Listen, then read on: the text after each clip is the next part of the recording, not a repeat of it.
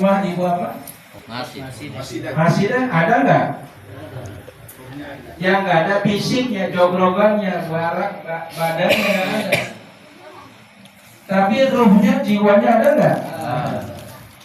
Ada, bukan di dunia, alam barzakh, alam kubur, bukan kuburan. Kalau kuburan itu tempat jasad kita dimakamkan, dikuburkan, itu namanya kuburan. Kalau alam kubur itu kayak alam mimpi, di mana kita nggak tahu lokasinya. Ya. Namanya alam barzakh, kita nyebutnya alam kubur. Walaupun ada orang jasanya nggak dikubur, dilemparin ke laut, dilemparin ke gunung, ada yang dimakan mata, dicampur buaya, ada yang kebakaran angus. Jasadnya sebenarnya hancur, boleh di mana aja dikuburin. Ruhnya semua kembali ditempatkan oleh Allah di dalam alam barzakh. Maka semuanya kembali kepada. Maka kalau orang meninggal kita bilang inna lillahi wa inna ilaihi raji'un. Bahwa kita ini milik Allah, termasuk almarhumah. Walaupun dia orang tua kita, ibu kita, mertua kita, tapi dia milik Allah, bukan milik kita. Semuanya kembali kepada Allah karena kita berasal bermula dari Allah. Di mana dikembalikan, ditempatkannya? Di alam barzakh. Namanya alam apa? Barzakh. Ayatnya wa min wara'ihim barzakhun la yaumil yub'atsun. Seberapa lama orang-orang tua kita yang sudah meninggal, termasuk almarhumah Ibu Marsidah? Marsidah.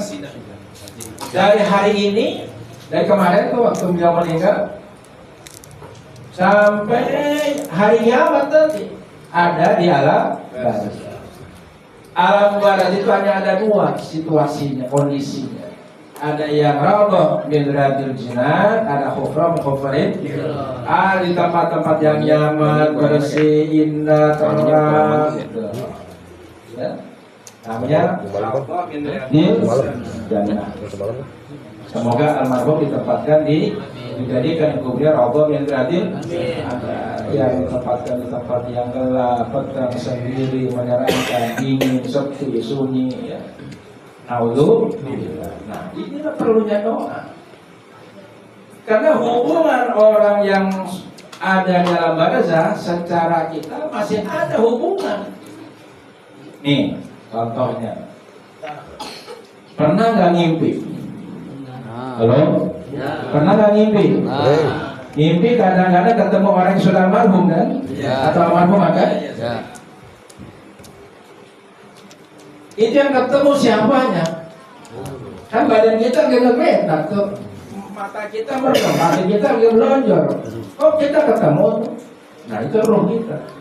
Roh kita dipertemukan oleh Allah dengan roh orang-orang yang sudah tergantung kapasitas bobot rohnya. Kalau rohnya bagus, bersih, jiwanya bagus, ketemu orang para aulia, para ulama. Bahkan kalau jiwanya suci, ketemunya dengan kanjeng Rasulullah Sallallahu Alaihi Wasallam. Kita ketemu orang tua sudah hebat, sudah bagus. Tergantung kotor apa bersih roh kitanya, jiwa kita. Kalau kotor, ya intinya ketemu genderuwo, ketemu odong-odong, ketemu ada satu baru yang lupa sih. Ketemunya siapa ketemunya? Kalau ketemunya kita dalam mimpi itu macam-macam yang menakutkan, menyeramkan, ya, nah itu berarti jiwa kita, roh kita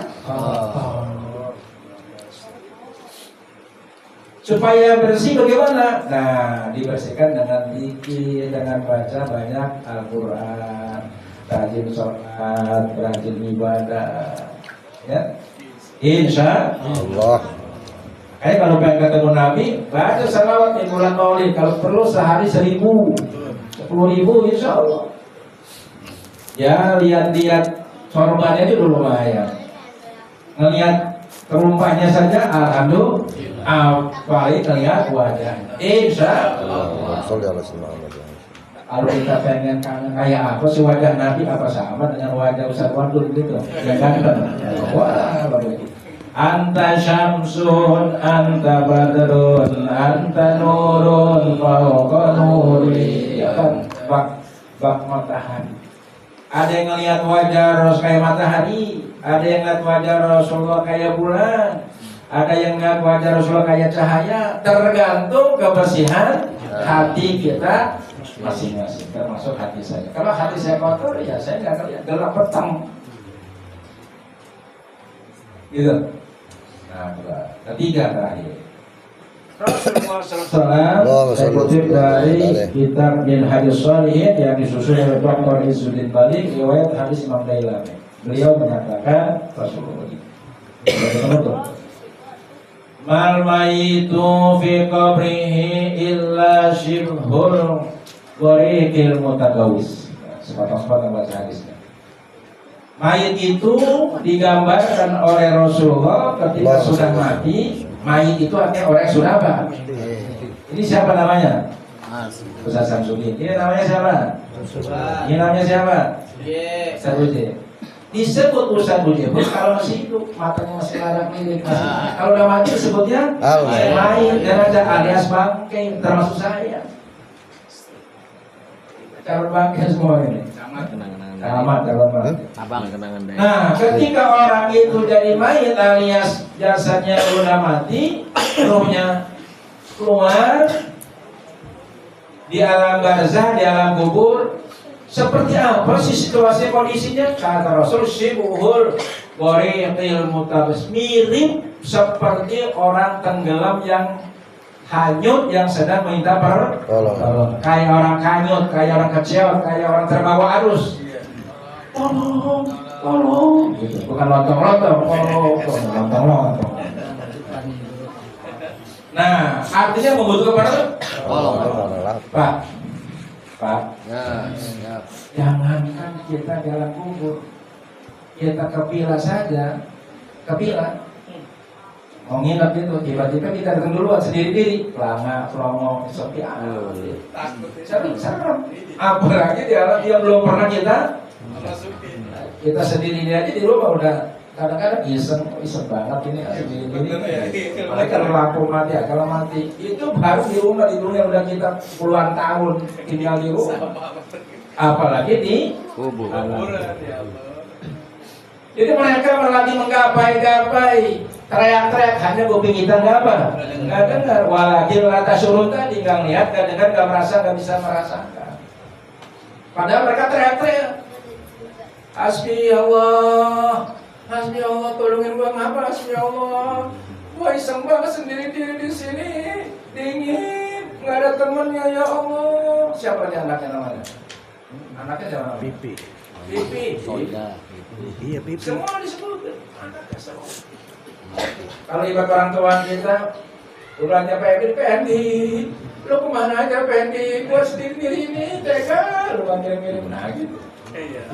Iya, yang tadi udah awatan min abin aumin awaladin asorikin sifat, dia menunggu menanti kiriman doa dari orang tua, dari ibu, dari anak atau dari sahabat-sahabat dan tetangga-tetangga. Kayak si alhamdulillah. Tapi singkat saja, wa idza lahiqathu kanat alaiha habba minad dunya wa fi. Kalau ada doa yang dikirimkan, nih, dengar nih orang yang nggak mau nahlilin keluarganya biar kedengaran. Iya, betul. Emang kita kalau tahlilan minta dibayar? Emang kalau tahlilan minta dibikin nasi uduk? Enggak. Kalau ada kita makan aja nggak apa-apa. Ya kan? Tergantung Tuhan. Apabila ada doa yang dikirimkan, itu makanya ada doa bah. Kalau doa tahlil jangan banyak-banyak, jangan apa aja dibaca. Yang penting yang pokok doa wahbah. Segala doa ke pasar dibaca, doa ke pohon dibaca. Boleh nggak? Ya namanya. Yang poin aja, poin-poin penting aja. Doa minta ampun, doa masuk surga gitu. Insya Allah. Jadi untuk poin itu poin. Nah itu berdoa nggak pernah panjang, simpel. Lah, emang iya, saya kan kalau dulu saya posisi saya kan guru. Benar. Kalau iya benar kan. Iya, maksud saya benar. Jangan lagi tersinggung, kalau tersinggung. Jadi fokus, makanya biar 10 menit, 2 jam kalau nggak doa banyak nanya apa? Yang paling bagus itu Allahumma ij'al wa awsil sawaba ma qaranahu min al-Qur'an ya wa ma halanahu min al-ilmi wa masallam subhanahu wa masalana hadiyatan wa sallallahu itu intinya itu baru tambahan boleh robbana atina boleh ngomong-ngomong aja jangan doa khusus terus pribadi dibaca untuk kepentingan gitu ya. Takut nggak dipintar-pintar nggak apa-apa ya juga bodoh tapi yang penting pokoknya justru orang pintar itu dia tahu pokoknya kalau lewat mana fokus gitu. Tahu tempat. Kalau gua terus belum sekolah sih yang baca lagi tahu maksudnya. Doa nangkring baca. Jadi kalau ada doa yang dikirimkan termasuk malam ini kita baca doa tadi sudah dibacakan katanya. Karena ahabil maka ada doa itu ahab lebih dicintai lebih sukai ilahi bagi dia ila dunia wa fiha ketimbang dunia dan segala isinya. Doa yang diperlukan bukan kembang bang Marta. Ada orang mati dikirim kembang. Ya boleh-boleh aja. Ya kan? Itu apa sih namanya? Karangan bunga. Boleh. Tapi sambil diiringi doa. Ada zaman dulu ulama-ulama meninggal dikirimin karangan bunga. Sampai dari ujung gang sampai ujung sana. Bang, itu kan mahal itu 200.000 gitu. Gopek, dua berapa? Kalau 10? Kita banyak salah paham ini. Itu Nabi kan katanya nancepin apa? Pelapa korma itu. Pelapa korma. Jangan lihat pelapa korma. Kenapa pelapa korma ini tancapkan Nabi ke dalam salah 2 kuburan? Ya, dengan ilmu mukasyafah Nabi tahu mereka itu sedang disiksa. Dan disiksa itu bukan karena dosa besar. Dosa karena dia kencing tidak istimewa yang satu tukang adu domba. Ya kan? Bukan soal pelapa kormanya. Coba kalau kita nancepin, jangankan pelapa korma, pohon korma yang tertanam di situ.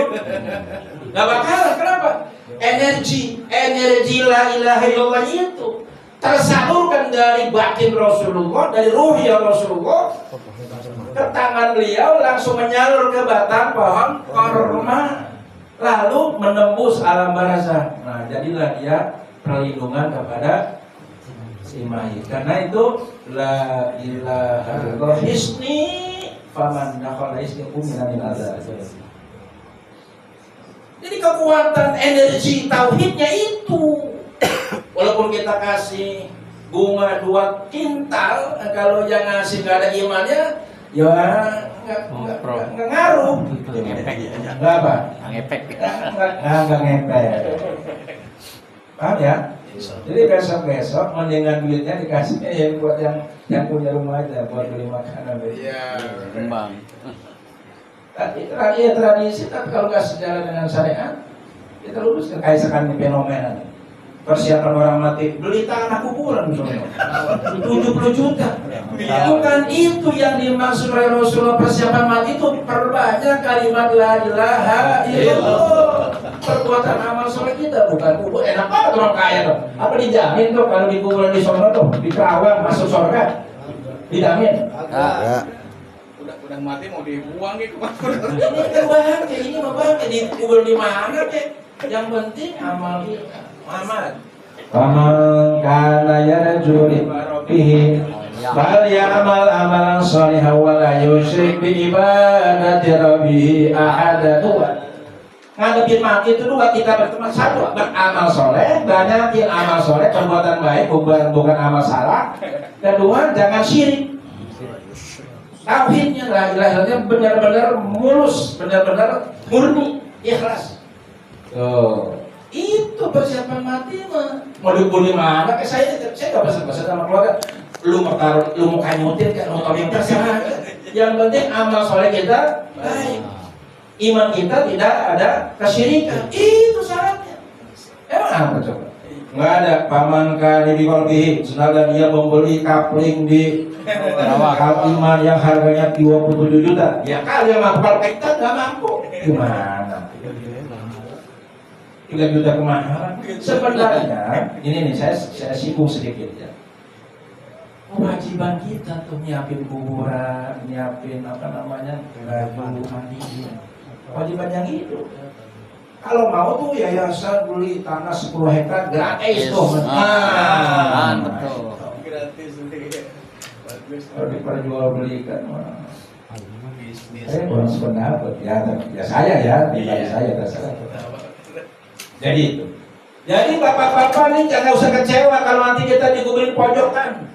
Nggak usah kecil hati kalau kita dikuburin di mana gitu. Nggak usah. Yang penting kita punya amal soleh dan tidak melakukan syirik.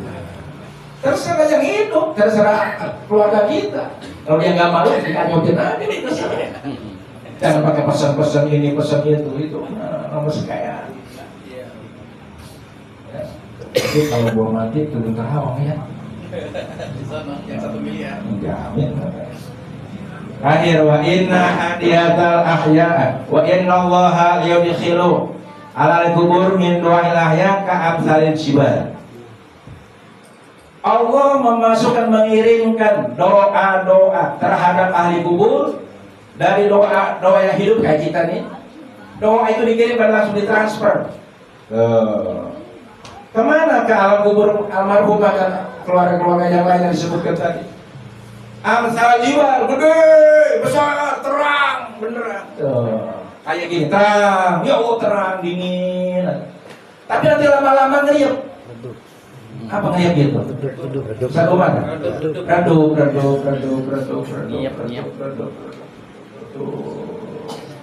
Maka ada haul terang lagi.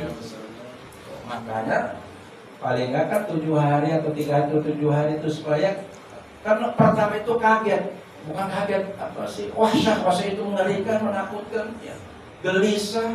Jadi itu gunanya tuh 3 hari itu nanti. Belum biasa kita nempatin rumah aja gelisah, ya kan? Apalagi nempatin rumah kuburan, masya Allah. Itu manfaatnya begitu. Apalagi tuh malaikat mengkawarkan bersiap. Ya, integrasi namanya. Tapi kalau ada begini dia tahan dulu. Ya, ditunggu hanya sampai seminggu, 14 hari, tergantung kemampuan. Tapi kalau lewat, udah. Nah, kalau nggak apa-apa langsung digenjot.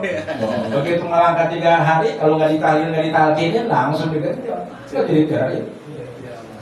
Ya Allah, suamiku mana, anakku mana, hartaku tuh begitu banyak, tapi nggak ada manfaatnya buat aku.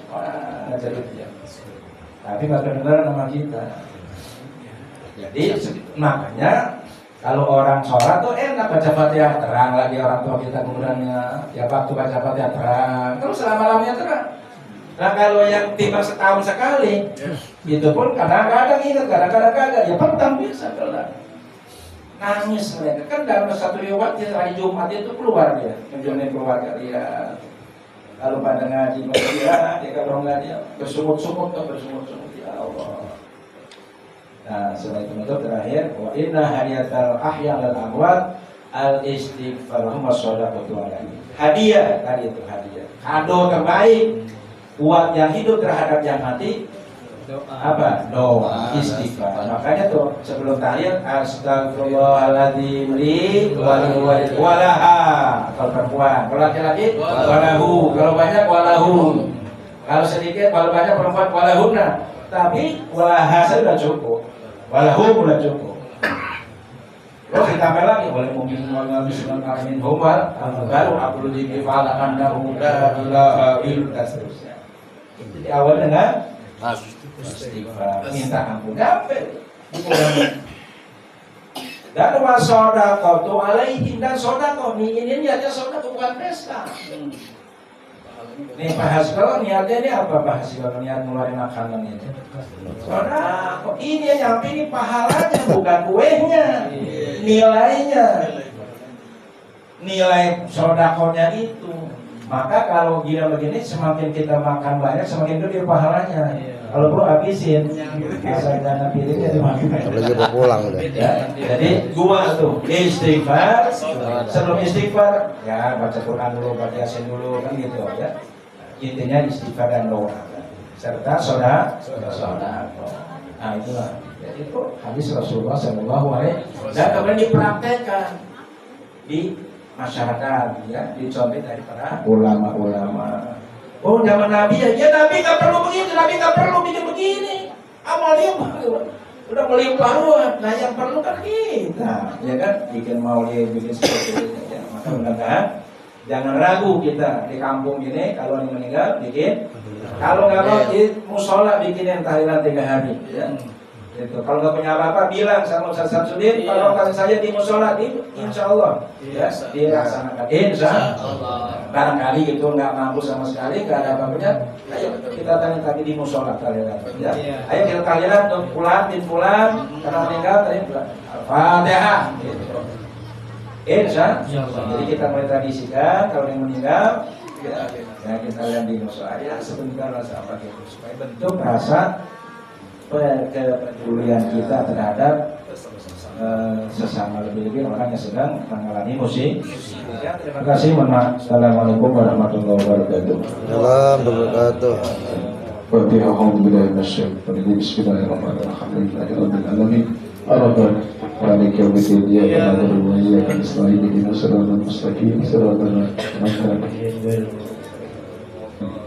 Wa ala Fatihah wa surah Fatihah wa bil ma'ajah bil Fatihah wa bisyafa'ah bil Fatihah wa bil barakat bil Fatihah ya faridul hamdi wa sakalun da'wahum ya zaman al-mahmud ya itu ya salam wa khairu da'wahum alhamdulillahi rabbil alamin. Terima kasih dengan kesempatan apa yang acara ketiga bersama keluarga ucapkan terima kasih. Mohon maaf apabila kurangan di sana sini. Assalamualaikum warahmatullahi wabarakatuh. Waalaikumsalam warahmatullahi wabarakatuh. Ya, luar ya. Habis. Ya, sengaja tapi nanti. Jangan